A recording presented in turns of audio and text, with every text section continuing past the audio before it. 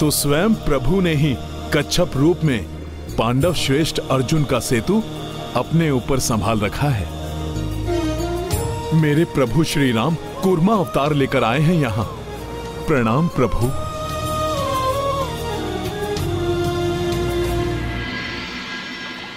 कैसा मूढ़मती हूं मैं, ये मैं क्या कर बैठा। इस सेतु को तो प्रभु ने अपने पृष्ठ पर टिका रखा है और मैं उस पर अपने संपूर्ण भार के साथ उछल कूद कर रहा था। कितना कष्ट दिया मैंने प्रभु को।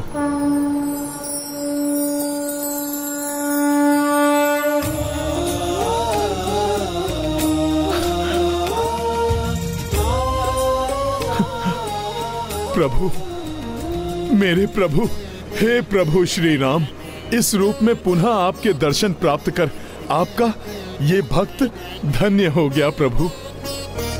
किंतु मेरा दुर्भाग्य है प्रभु कि मेरे कारण आपको इतनी पीड़ा हुई। मुझे क्षमा कर दीजिए प्रभु। कोई बात नहीं हनुमान, तुम तो मेरे परम भक्त हो और भगवान को अपने भक्तों का बोझ उठाने में आनंद ही आता है। और फिर पीड़ा कहाँ हुई मुझे तो ऐसा लगा जैसे किसी ने मेरा तन सहला दिया हो। किंतु प्रभु, आपने इतना कष्ट उठाया ही क्यों? यदि मुझसे कुछ अनुचित ही हो रहा था तो आप मुझे मात्र एक संकेत ही दे दिए होते, मैं तो उसी क्षण रुक जाता प्रभु। यहाँ आपके इस हस्तक्षेप का कारण नहीं समझ सका मैं। हनुमान, ना ही तुमने कुछ अनुचित किया है और ना ही तुमने कोई भूल की है। अर्जुन का अभिमान खंडित करना अति आवश्यक था, किंतु उसके साथ उसका आत्मविश्वास स्थापित रखना भी तो आवश्यक था, क्योंकि आगामी काल में धर्म युद्ध में प्रमुख भूमिका निभाना ही उसकी नियति है। मैं समझ गया प्रभु। अब मैं आपको ना ही कोई कष्ट होने दूंगा और ना ही कोई चिंता। अब आप अर्जुन को लेकर निश्चिंत हो जाइए प्रभु। मैं उनके आत्मविश्वास को कदापि ठेस नहीं पहुंचने दूंगा। तुम्हारा कल्याण हो हनुमान।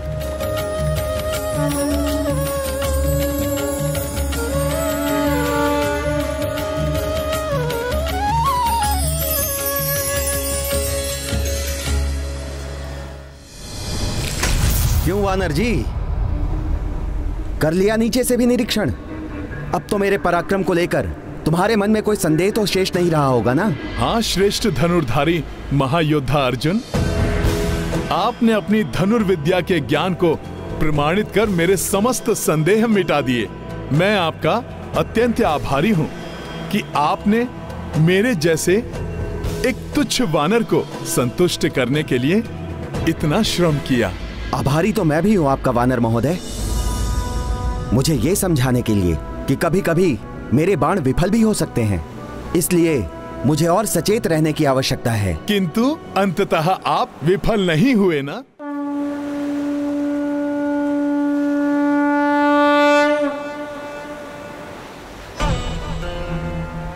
ये विचित्र वानर महोदय कौन थे और वो अभी मुझसे क्या कह गए? किसी आगामी संकट की सूचना दे गए अथवा उनके इन शब्दों में उस संकट से रक्षा का आशीष नहीं था?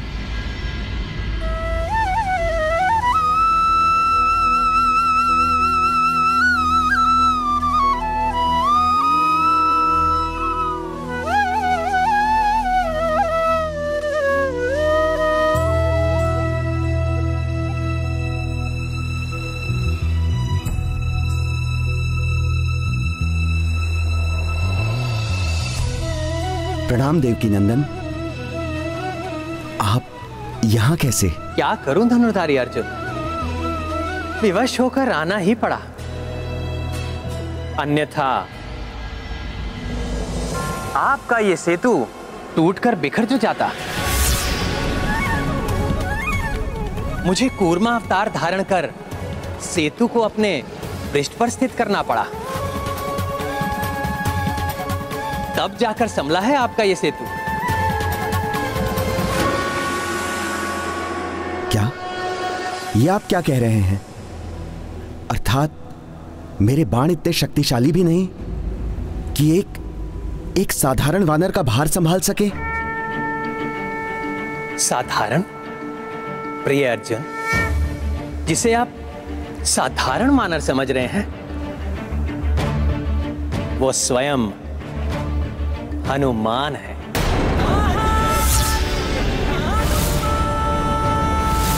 प्रभु श्री राम भक्त हनुमान? हाँ अर्जुन, आपके मन में छाए अहंकार को ही तोड़ने आए थे वो, और मेरे कहने पर यहां से चले गए, क्योंकि मैं आपके आत्मविश्वास को टूटते हुए नहीं देखना चाहता था। अहंकारवश मैं उनका वास्तविक परिचय नहीं पा सका, उनका उचित अभिवादन कर उनसे आशीष नहीं प्राप्त कर सका, मैं भगवान हनुमान को नहीं पहचान सका। हृदय छोटा मत कीजिए प्रिय अर्जुन, जहां तक कि मुझे ज्ञात है, हनुमान आप सभी से पुनः अवश्य भेंट करेंगे। तब आप अपने हृदय की ये इच्छा भी पूर्ण कर लीजिएगा। प्रभु, आज मैंने हनुमान जी से विनम्रता का बहुत बड़ा पाठ सीख लिया। हे प्राणवल्लभ, तो क्या आप अर्जुन को उचित मार्ग दिखाने के बाद, विनम्रता का पाठ पढ़ाने के पश्चात भी हनुमान जी उनसे पुनः मिले? हाँ देवी, मात्र अर्जुन से नहीं, इस बार वो 5 पांडव भ्राताओं से मिले, किंतु उनकी ये भेंट इस बार अर्जुन के कारण नहीं, अपितु गदाधारी महाबली भीम के कारण हुई थी। महाबली भीम के कारण? हाँ प्रिय, वही महाबली भीम जिनका तन अत्यंत बलिष्ठ था।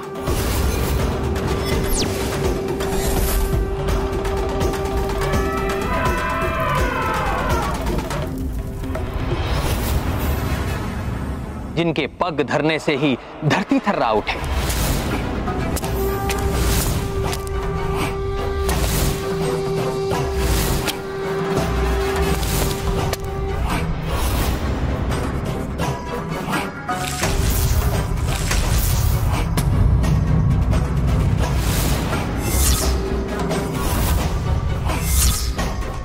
जिनकी भुजाओं में 10 सहस्त्र गज का बल समाता हो। प्रकृति भी पराजित होगी महाबली भीम के पराक्रम से, ज्वालामुखी में होगी अपार शक्ति और ऊर्जा, किंतु भीम भी किसी से कम नहीं।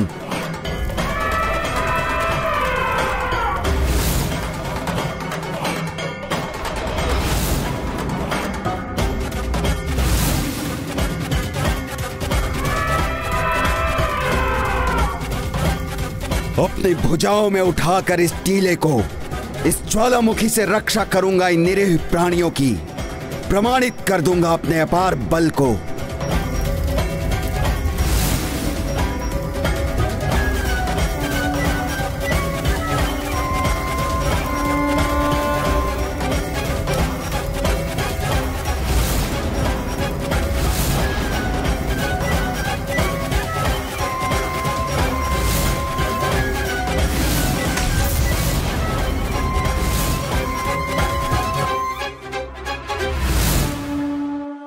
अब तुम सुरक्षित हो, जाओ, महाबली भीम तुम्हें भयमुक्त करता है। ये गाथा है धर्म के सम्मान की, सब सुधि जन देखे लीला श्री हनुमान की। किसी भी व्यक्ति का बलवान होना उसके लिए गर्व की बात होती है, किंतु बल का अभिमान होना अनुचित है।